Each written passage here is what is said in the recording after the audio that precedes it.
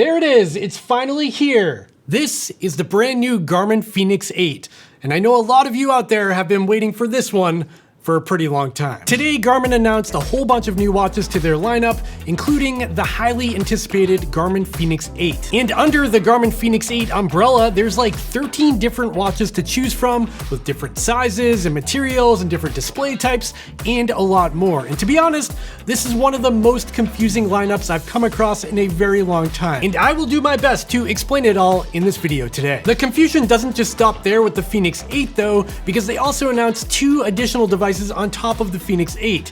There's the new Enduro 3, which is very similar to the Fenix 8 in a lot of ways, just designed for more endurance athletes. And on top of that, there's the brand new Garmin Fenix E, which, despite its name, is not a Fenix 8, it's a Fenix E. It's its own thing. If you want to learn more about the new Fenix E or the Enduro 3, I have entirely separate videos all about those devices dedicated to them. Here, we will be laser focused on the new Fenix 8 and all the new features it's bringing to the table. In the past, there was always the Fenix line of watches that had the always-on MIP transflective display that was great on power consumption, had the optional solar capabilities, and the MIP displays were great in direct sunlight, but they're not awesome when the lights go down and you have to use that backlight. On the flip side, a couple of years ago, Garmin introduced the Epix line of watches, which had a big, bright AMOLED touch-enabled display, which is very similar to something you'd find on a modern-day smartphone. This year, though, things have changed quite a bit in the lineup, because now Garmin's lumped the Epix series in with the Fenix series, and now they're all under one umbrella called the Fenix 8. With that quick explainer out of the way, let's move on to sizing and options, because this is kind of wild. There's a lot of options here. The Fenix 8 family looks something like this. There are 2 main versions of the Fenix 8. There's going to be AMOLED Fenix 8 and Solar Fenix 8, and that solar one does have the MIP display. The AMOLED version of the Fenix 8 does come in 3 different sizes. You can get a 43mm form factor, which is the smaller version, which is actually 1mm larger than last generation's Fenix 7 or Epix. Next up, you've got the 47mm form factor, which is the one I have here.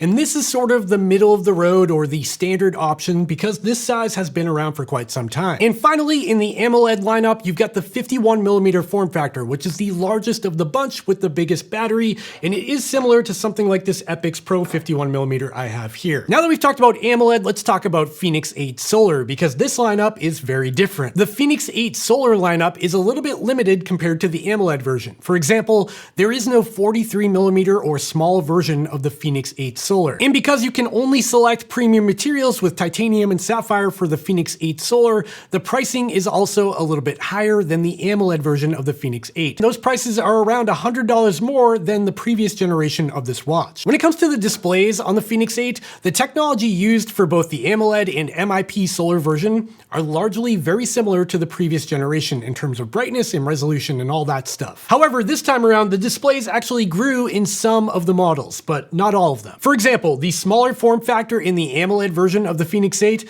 now gets a 1.3-inch display compared to last generation's 1.2-inch display. And the 47mm AMOLED version of the Fenix 8 also gets a 1.4-inch display compared to last generation's 1.3-inch display. Before I move on, if you're enjoying this video and you're finding it helpful or entertaining, please consider going down and hitting that thumbs up and subscribe button down below, because that really helps out the channel. It helps my channel grow. And while you're down there subscribing, also check out the links in the description of this video down below, because those also help support this channel, helps me keep doing what I'm doing. Okay, back to the video. Moving right along, let's talk about the hardware, the build quality, and the design, because there are a lot of changes from a hardware level on the Fenix 8. As you can see, if I put the Fenix 8 side by side with an Epix Gen 2 here, previous generation watch, you can see the look is pretty similar, but also pretty different as well. If you look at the bezel of each one of these watches, you can see the metal ring on the Fenix 8 got a little bit thinner, despite having a bezel under the glass as well. Another aesthetic difference between these watches is that the bezel of the Fenix 8 became flatter, and it kind of reminds me of something like the Tactic 7, which I have here, which has a super flat bezel, but it seems like they got some design inspiration from this watch as well. Flipping the watches on their side here, you can see that the buttons have also changed, where the new buttons are completely flat. The old buttons have sort of a domed look to them. Flipping the watches to the other side, again, you've got new flat buttons on the Fenix 8. The start button does have a little emblem or Garmin logo on it, but the major difference on this side is this little piece of metal in the middle here, and Garmin's calling this sensor guard. This sensor guard is made out of metal, and it's screwed into the body of the watch with tiny little screws there, and it's designed to protect the sensors on the side of the watch, as well as the microphone. That's right. This watch has a speaker and microphone, which we'll talk about in a minute. And not only does the sensor guard protect the sensors, it's also kind of a cool design accent because you've got the orange watch band on the Sapphire model here. Depending on the model and watch you purchase, this sensor guard will change colors. Another interesting difference between last generation's Epix Pros, Fenix 7 Pros, and this Epix Gen 2 compared to the new Fenix 8 is that across the board, the Fenix 8 also got a little bit thinner. And of course, when it comes to size and weight and thickness, I do have a whole graph you can look at, and I'll put that on the screen now because there are so many different models. I'm not going to verbally read through all of them. In terms of the hardware and design, another nice feature carried forward from previous generations is the built-in flashlight that you can access just by double tapping the top left button here. And you can see that flashlight just turned on. And I gotta be honest with you, if you've never had a watch with a flashlight built into it, it's kind of a game changer. It's something I use all the time, so it's great to see on the Fenix 8 as well. If I flip over the new Fenix 8 on the right here and compare it to the previous Epix Pro on the left here, you can see another similarity, and it's that both have the same Gen 5 optical heart rate sensor. This heart rate sensor does have wrist temperature sensing, ECG or electrocardiogram, and it does have SpO2 along with the optical heart rate sensor built into it. And in my testing, it's been pretty good in terms of accuracy. When it comes to the included band in the box on the Fenix 8, it's also pretty similar to previous generations. However, the design has changed slightly. It's got these little sort of divots on it, and it does feel slightly more stretchy than previous models. It's very comfortable. Now let's talk about the buttons on the Fenix 8, because Garmin spent a lot of time and effort on these buttons, despite them just looking like buttons. These buttons on the Fenix 8 are now leak-proof. Garmin explained how these buttons work to me, but it seemed a little bit complicated. I'll do my best here. I guess the idea behind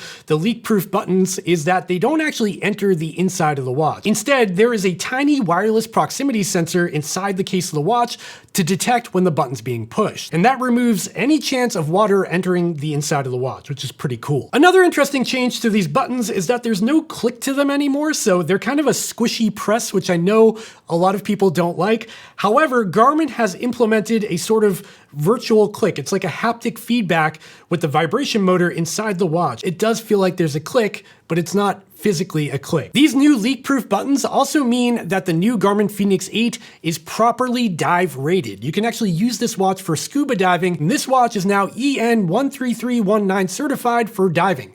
That means it's like a proper dive watch. Now that rating is good for 40 meters or single gas, I think I'd call it.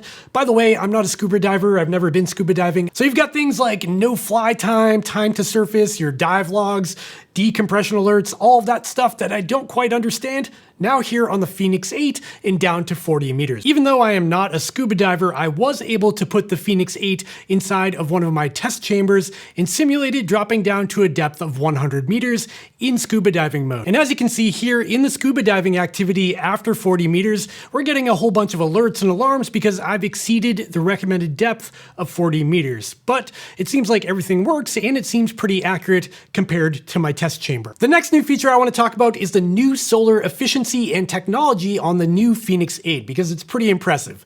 Unfortunately, I don't have a solar model to show you. I've only got the AMOLED version, but we can still talk through it. So on my table here, I've got a whole bunch of solar watches. I've got the Enduro 2, the Tactic 7, the Fenix 7 Pro, the Fenix 7X, and all of these are solar enabled watches. One thing these watches have in common is that if you look at them in the light, they all have MIP displays, but there is a slight haze to that display. Even when I turn the backlights on, it's not super clear. The reason why there's a slight haze to all these watches is because they all have an extra layer under the glass that's a solar panel. The good news is on the new Fenix 8, Garmin has found a way to increase the efficiency by changing what type of solar panel they're using in that solar ring. And because of that increased efficiency, they were able to completely remove the translucent solar panel that film under the glass, which is kind of a win-win situation when it comes to the display on the Fenix 8 Solar. Moving right along to the next new feature I want to talk about here, and this one is super exciting because we finally have a Fenix watch with a speaker and microphone on board. Let me show you it now. What's the weather? Look at that. it opened up my weather app. The most basic use of the speaker and microphone on the Fenix 8 is to obviously take and make phone calls. And you can do that by using your voice assistant or just making a call with your phone. So for example, I'm gonna go ahead and push voice assistant, call Jen Dillon. And as you can see, my phone just lit up. Hello. Hey, Hi. can you hear me okay? Yeah. Do I sound like I'm talking in a phone, or like, is the audio quality good? Like a normal phone call? Yeah. Okay, that's all I needed. Thank you. So as you can see there, I used Siri to call my wife, and it was quick and easy. And during the phone call, I sounded very clear to her. I will note that the speaker on the Fenix 8, in my case at least, isn't super loud. I have it at max volume right now. And when it's on my wrist, I do have to lift it up to my ear a little bit to hear what's going on, but it does get the job done, and it is a welcome addition to the new Fenix 8. Interacting with your phone assistant, whether that be Siri or Google or whatever, is cool and all, but what if you don't have your phone with you and you're off the grid? And with a Fenix watch, that might be the case. That's where the new watch commands by voice come in. So as you can see here, there's a little icon for phone assistant here, but if I go up one, there's also just voice command. Voice commands interact directly with the watch without needing a cellular connection or a phone on you, nothing like that. This is completely on device and off grid. And with voice commands, you can do a lot of different things. For example, start a trail run, open my music, set a timer for 5 minutes. What's my current heart rate? Oh yeah, I almost forgot the most important one. Turn on the flashlight.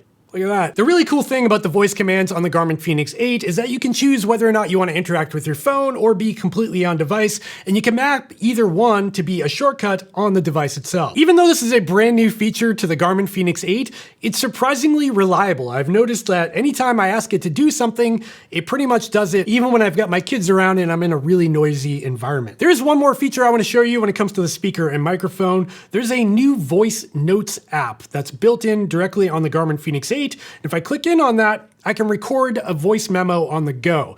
The cool thing about this voice notes app is that not only does it record your voice, if you have an idea and you want to get it down real quick, it also records your geolocation. So it'll actually remember where you were when you recorded that note. I can think of a handful of times where I was running a race, like a 100-mile ultra marathon, and I had something pop in my head and I just wanted to remember it, or how miserable I was. This would be really cool to have and actually be able to see where I was along the course when I recorded that note. And when it comes to microphone and speaker quality on the Garmin Fenix 8, that's what you're hearing right now. I'm playing it back and holding it right up to a super high quality microphone to give you an idea of the quality of the speaker and microphone and how it sounds using the Voice Notes app. The only downside to using the Voice Notes app on the Garmin Fenix 8 is actually accessing the files after you record a note.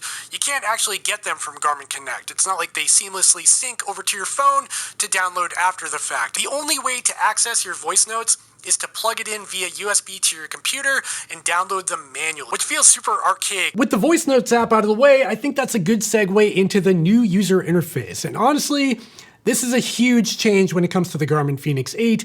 They've basically overhauled the entire user interface. Because Garmin has changed so much of the user interface, there's no way I could possibly go through every single change in this video. You'll have to take my word for it, but I do want to point out some of the most notable changes I've noticed so far. First up is the new watch face menu. So if I click in on watch face settings here, you'll see right off the bat this looks a bit different. And if I go ahead and click the customize button, or the little pencil icon in the corner here, you'll see the way the customization works is much more intuitive. Like each icon that I'm editing here is kind of pulsing, and choosing your accent color for your watch face is also very different as well, where you've got this whole palette of colors on the side here that you can choose from by simply scrolling up and down. Another change that Garmin's made is how your phone's notifications are displayed. And this is entirely optional if you like the old way. So in the past, you would scroll down and you would find a widget for all of your phone notifications.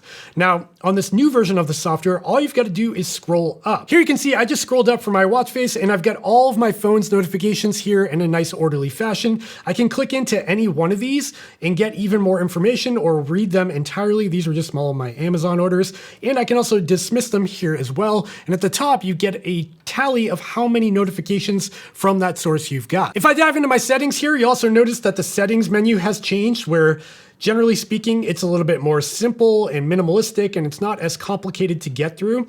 You'll also find new settings for focus modes here, and this is just a way to isolate your sleeping and your activities. So if you want a different brightness level while you sleep, you can set that up here. You can also change your watch face while you sleep and change your notifications while you're sleeping as well. Another big change is your activity menu. So if I click the start button here, it drops you into sort of an app list where at the top you have your activities for running or hiking or biking or whatever.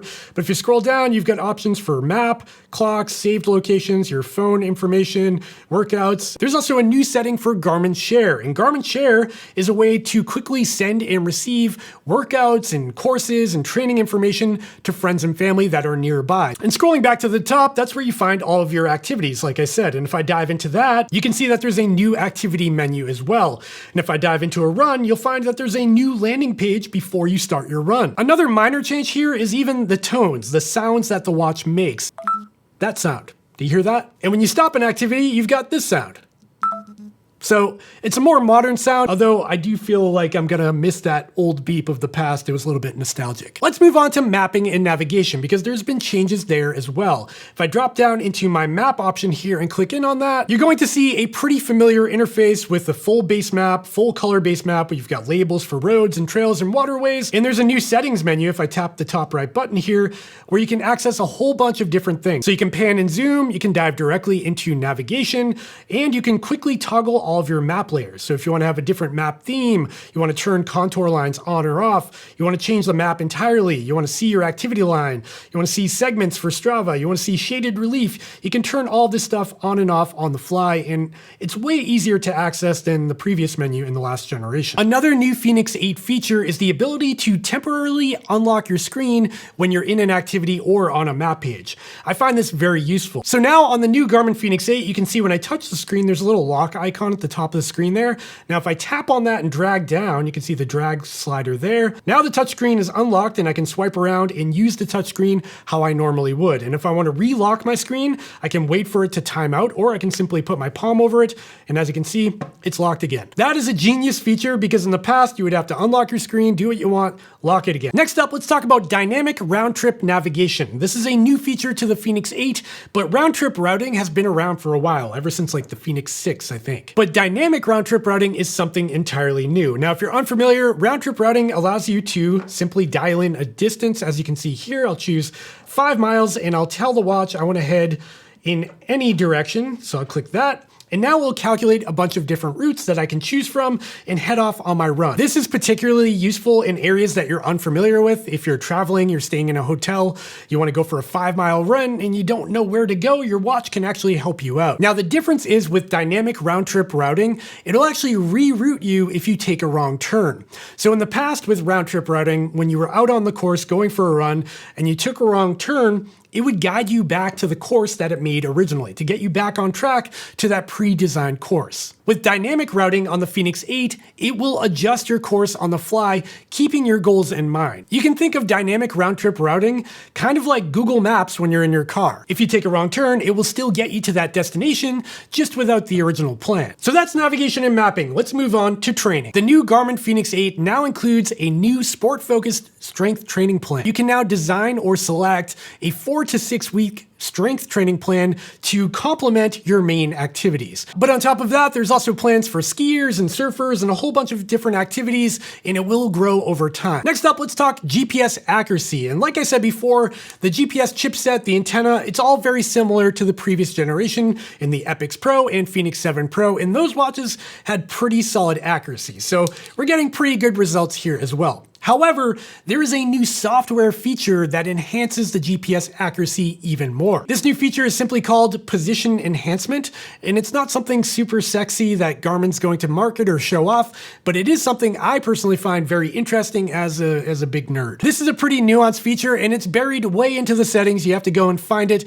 and it is actually on by default. You don't have to enable it. It's going to be enabled right out of the box. What Position Enhancement does is basically monitors the quality of your GPS tracks and GPS points. And if the watch determines that any particular track isn't very good or has multiple points with low confidence, it will flag that activity to be post-processed in Garmin Connect up in the cloud. This is going to be particularly useful in really challenging conditions where maybe you're running in a slot canyon or you're in a big city with skyscrapers all around you that's messing with your GPS data. Position enhancement can clean that all up using software instead of hardware. In my experience so far, the GPS tracks look pretty good, but I haven't really challenged it. I've been in the suburbs and pretty open areas, so I'll have to wait for a longer term review to really put this to the test and see if it really makes a difference. Okay, we've reached that pinnacle point where we're gonna talk about battery life. And because there are so many different versions of the Fenix 8, I'm not gonna read it all off. That would take me all day. Instead, I will put up a chart on the screen that you're looking at now where you can see all of the different battery settings for all of the different devices. As you can see, across the board with all of the different models, battery life has been increased since the last generation, which is good to see. For example, the 51mm AMOLED version of the Fenix 8 gets like 84 hours in a GPS activity.